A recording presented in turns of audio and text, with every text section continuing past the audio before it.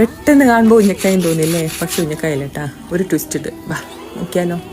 ആർക്കാ കപ്പയും ബീഫും ഇഷ്ടമല്ലാത്തത്? നമ്മൾ മലയാളികൾക്ക് പാൽക്കപ്പയും ബീഫും കപ്പ ബിരിയാണിയും എല്ലാം ഒരു വികാരം തന്നെയാണ്.